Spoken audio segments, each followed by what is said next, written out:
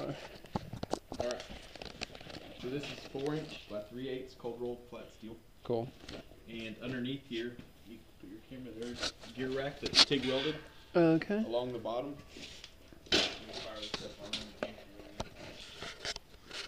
This is a, get a picture of this label. CNC Blade Runner AIO. Right. Awesome. This is Mach 3, the screen. Cool. The Blade Runner has its own screen. A regular Mach 3 screen doesn't look like that.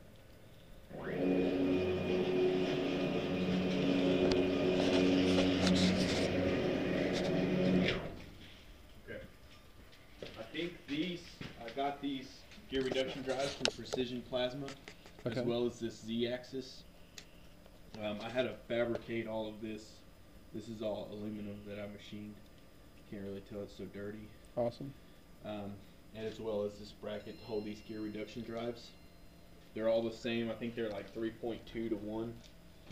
The torch clamps in here. The cable goes in there. Pretty straightforward. It's real simple.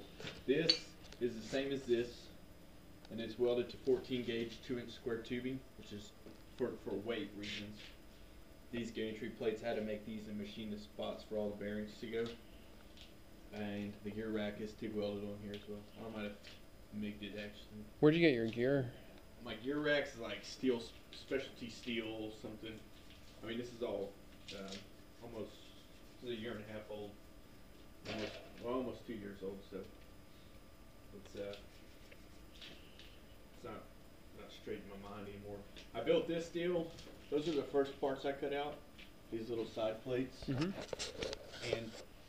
I was gonna do cable management, but I got busy. I got the cable running and everybody wanted stuff cut, so I never got a chance. And it runs like that. This torch cable. Hooks right on. Yeah. Little piece of copper wire holds that. Real simple. That goes in there. Awesome. Clamps down here.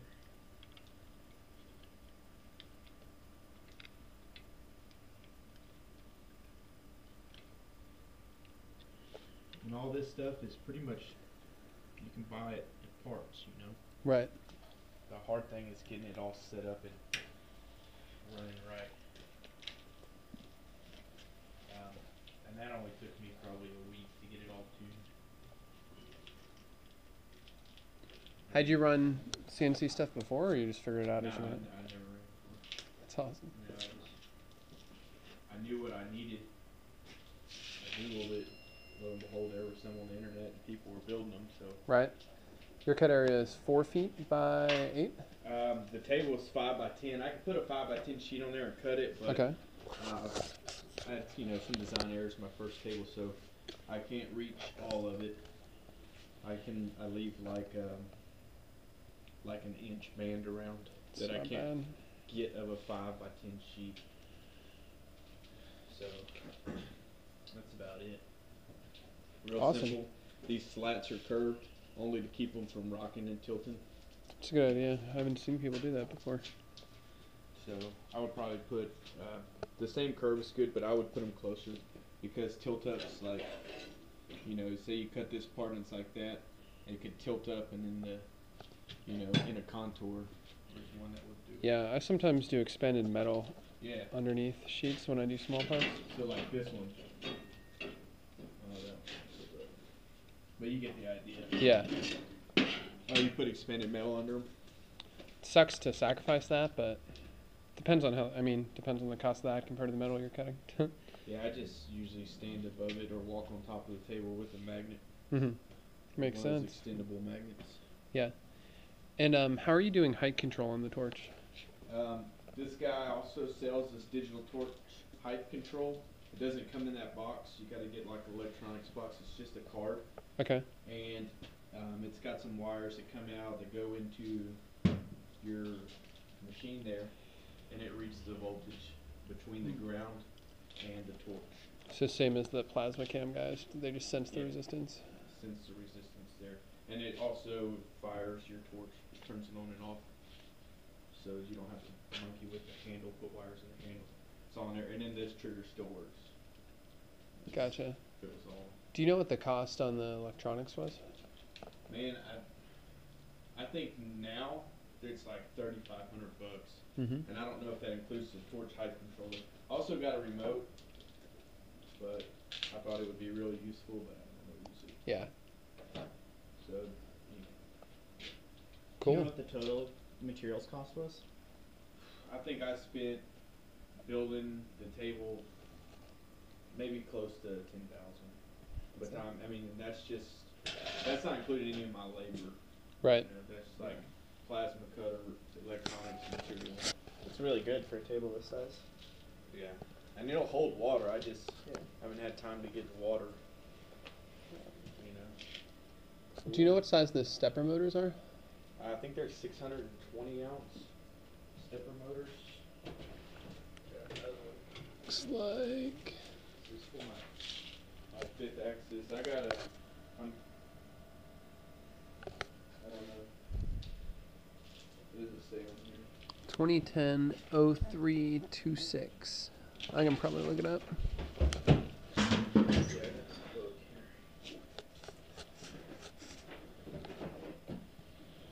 I've got a couple of things that go on here that I haven't quite finished. I see it settling. But, Oh, cool. Does that have the automated pressure regulation too? Yeah, not kind of. Huh?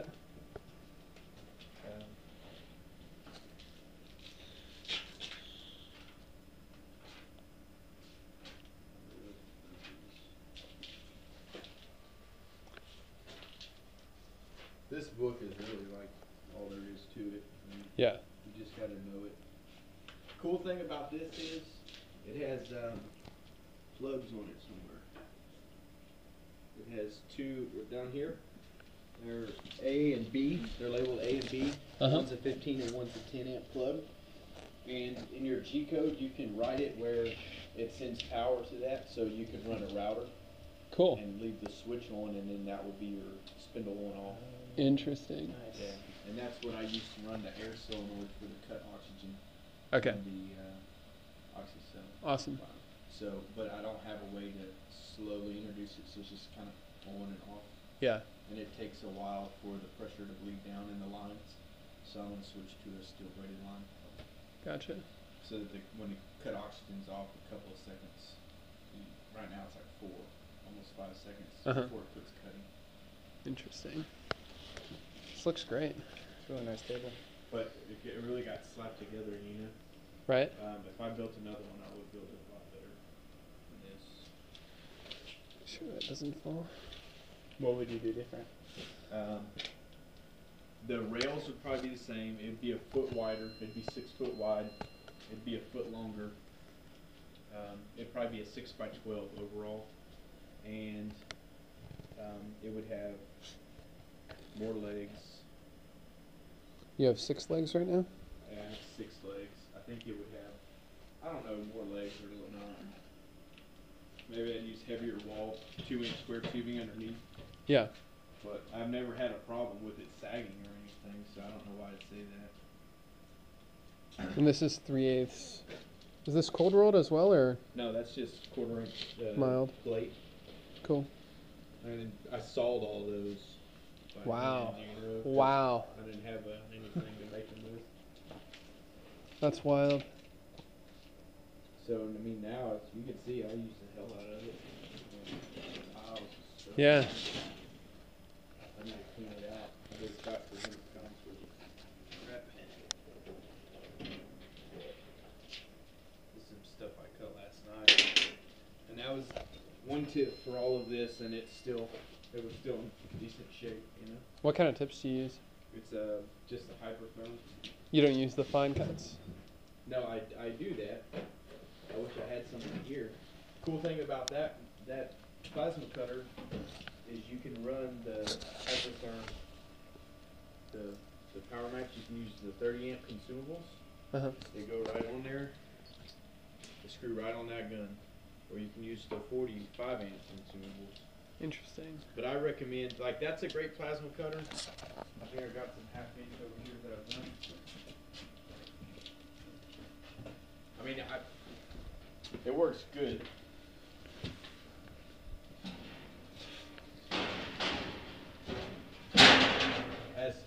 edge quality and stuff like that. Right. I noticed a big improvement when I started using dryers.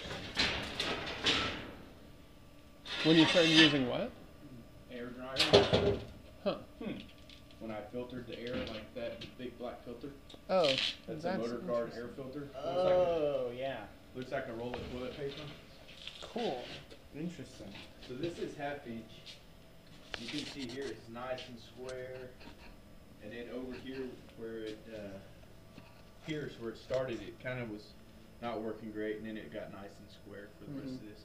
And these letters. Awesome. Oh, nice. Yeah, we have a 380 and a 1000. We have a project in Kenya. Yeah. I'm just helping out for like a week with open source ecology, but our Kenya project, we have a shipping container with a Plasma CNC 4x4, and then I brought several sets of, I brought a set of stepper motors and a set of servo motors to try to build our own while we're over there. Yeah. So we're trying to see like what the best everybody's done back here is. Yeah. That's cool. a I nice think setup. this is the simplest setup. I mean, this is the best I've Bearings- seen. These bearings are freaking roller skate bearings from Academy. Really? Yeah, they're No way. $8 for 25, or no, they're $25 for 8 of them. And I think Why they're- isn't anybody else doing that? These are roller skate bearings from Academy. Because people, you know, I guess people either got the money to spend on it or don't know how, you know, can't figure out how Wow. to do stuff. I mean, those are high-speed bearings. Do you know, are they EBAC rated or just generic?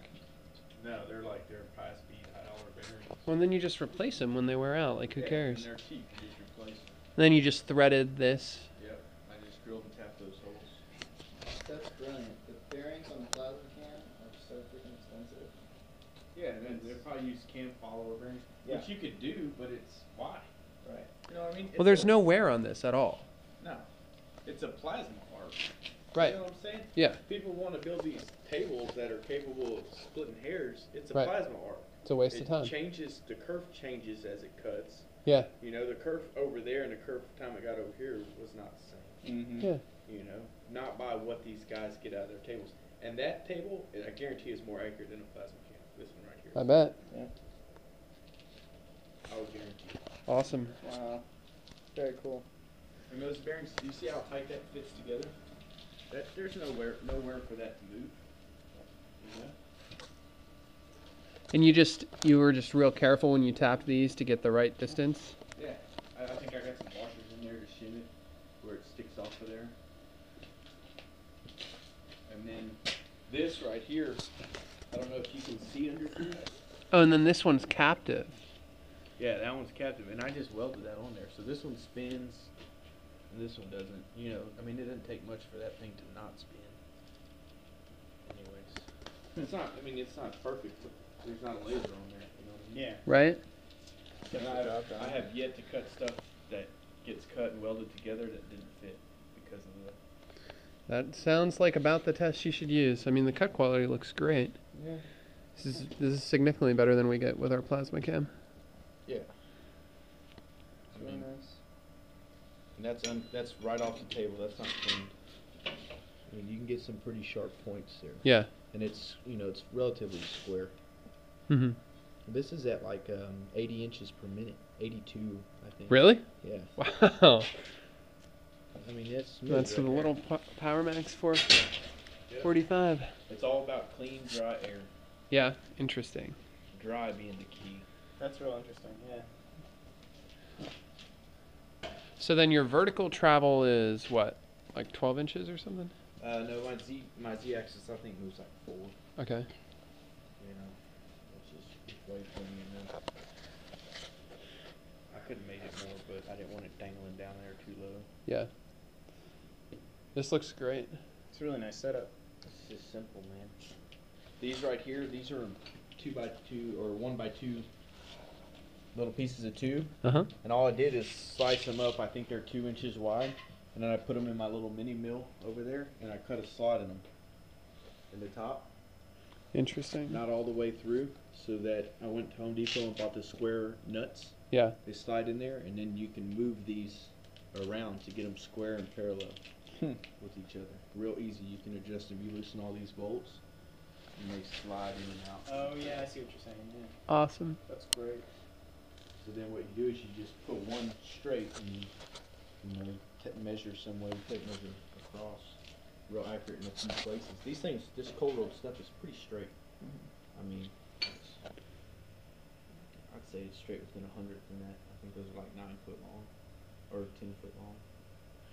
So that's the only, that and the actual toothed stuff are the only expensive parts of steel on here, right? Yeah, that's it. And that's I mean, these were expensive. I want for these 3 pieces, and I had a little piece left over. I want to say I paid like $400 or $500. yeah, It was expensive, but it's a lot cheaper than linear rails. right. Yeah. A lot cheaper. You know? And that thing is way strong. I mean, I bet you could put 400 or 500 pounds in there, wouldn't even flex it. Now, do you think you could make this extensible this way, just by yeah. adding more? Well, when you go to like to cut and weld on here, that would take a lot of fitting, you know, for it to be straight. Mm-hmm. But if you can get this stuff longer, Oh yeah. optimal is 1 piece. Mm-hmm. And you can make it as long as you could get this. Yeah. And then with the bolts there, even if it had a slight bow in it, you could straighten it out with a string line Right. or a laser or something. Which it's not going to have much of a bow if it has any. And then this is just a bolt in the bottom for the leveling feet, right? Yeah, it's leveling too. Straightforward. Yeah. So the gauge here is, on the tube, the 2-inch tube is 18, you said? The 2-inch, the 2x4 or the 2x6 tube is 10 gauge, Okay. and the other stuff is either 14 or 12. It looks like 12 gauge. And then this piece you said you went to a thinner gauge because of the weight? Yeah, I want to say that's 14, but I don't remember. Awesome. Cable management is awesomely simple. Yeah, those pulleys are from Home Depot. They're for a sliding glass door. This is great. Those little pulley sheaves are. This is the best table I've seen. Yeah, they're like $3.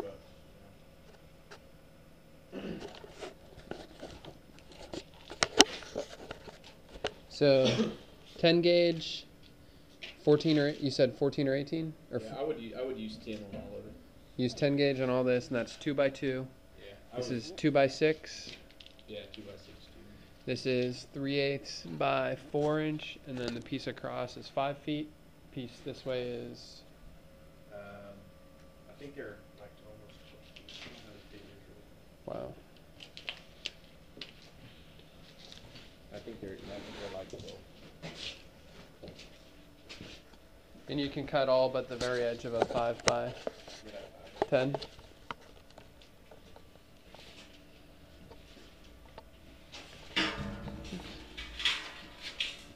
I need a bigger shop now. Yeah, seriously. That's all I need. This eats up some space. It does. You figure it's 60 square feet. Plus, not counting whatever's I got on the edge where you can barely walk around it. Right.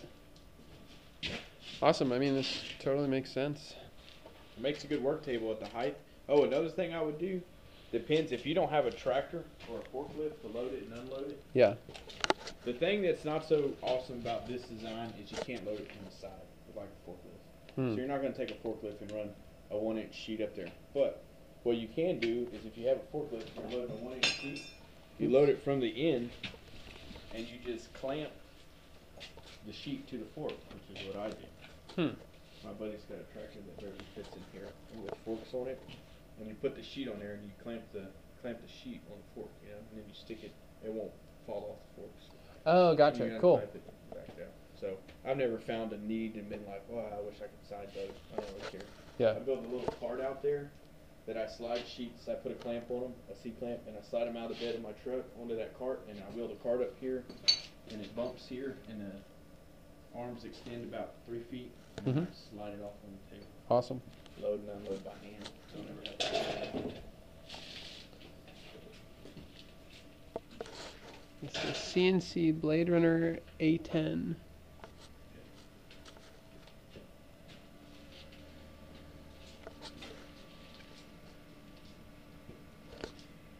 I've had it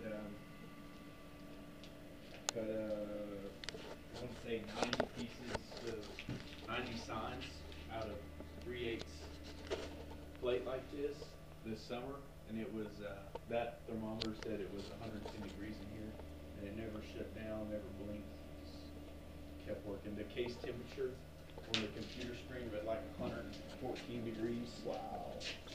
This is the case temperature. When I was doing that, it read like 114 degrees, and it just kept on cutting. Awesome. So. Cool. It's really awesome. Well, that's about all the questions I have. I mean, this looks great. Yeah. Anything else you can think of? No. Can I get a picture of you with it? Yeah. Sweet.